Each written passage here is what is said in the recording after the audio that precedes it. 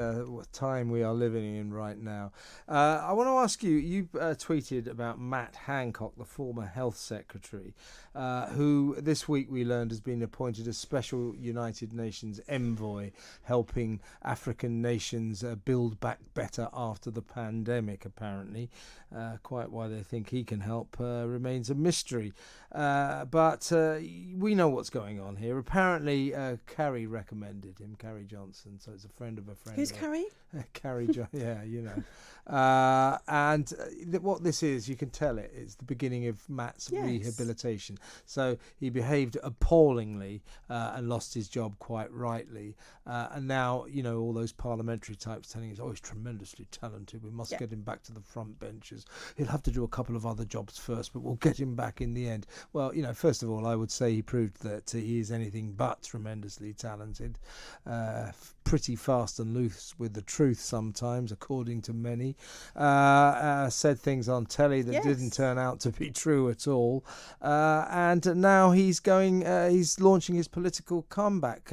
But explain why you think he shouldn't be allowed back. And I think what we're talking about is the sheer blatant hypocrisy of a man who laid down rules for the rest of us, but didn't think they applied to him.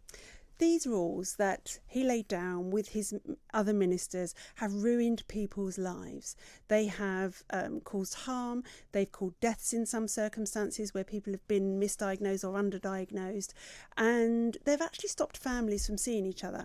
In reality, partners, women and men, men and men, women and women who lived in different houses at some points were not allowed to see each other. They certainly weren't allowed to have sex unless they had it in the park, apparently, because they could meet in the park. They just couldn't meet in their houses. These rules were draconian and they were absolutely invasive. For me, to be told who I could and couldn't have in my house was absolutely appalling. But we did it because we were told to do it.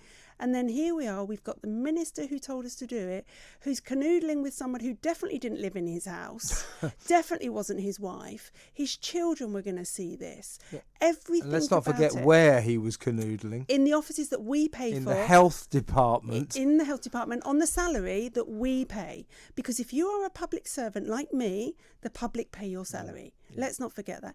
It's hypocrisy beyond measure.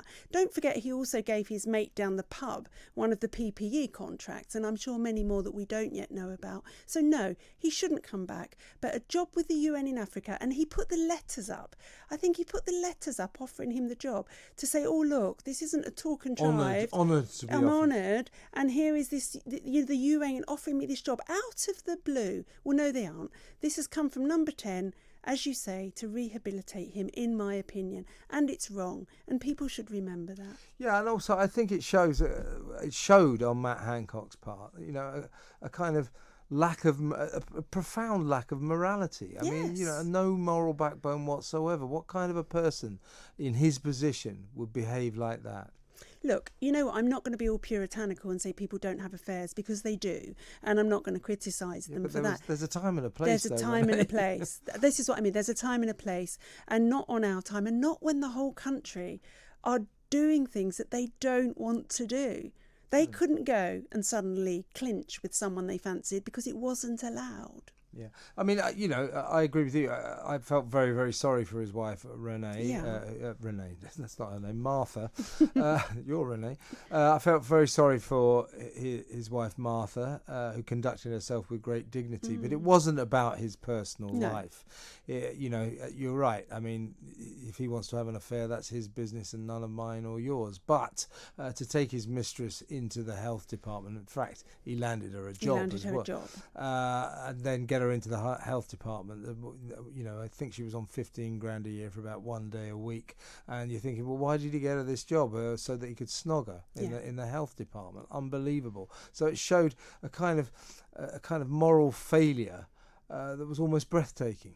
Well, it was, but it followed all the other moral failures, didn't it? Because as you rightly say, he stood up in the House at the end of last year and said that these vaccines were not for children, and then he changed his mind, and at one point said no masks, and then they were really important. So, you know, and don't tell me the science has changed on those things, because the science hasn't changed.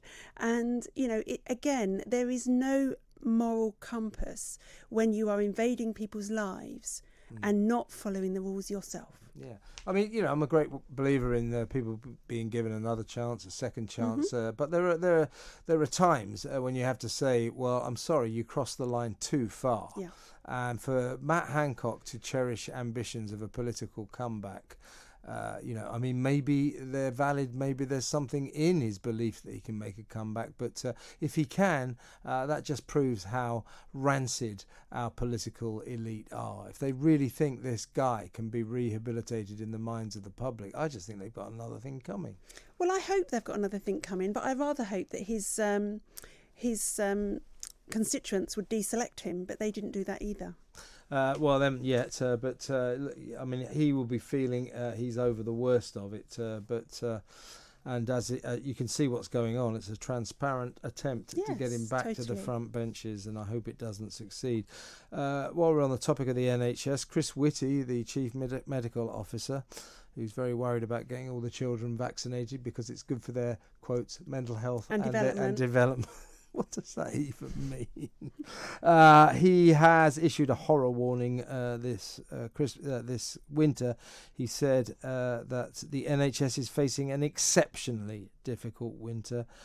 He's talking about coronavirus cases spiralling, and everybody is in for a hard time. What do you feel? So I think that the NHS possibly is in for a horrible winter, because I think we're now going to see all of those viruses that we hid from last year, including flu, RSV for children, lots of respiratory viruses. Whether or not we see COVID cases soaring or staying where they are is difficult to predict. But then you have to ask yourself, well, hang on a minute.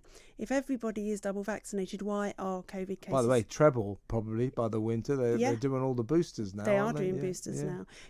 Why suddenly have we got a surge in COVID? It's not going to be amongst children. There hasn't been any change really in children since Delta has arrived in terms of how sick they're getting.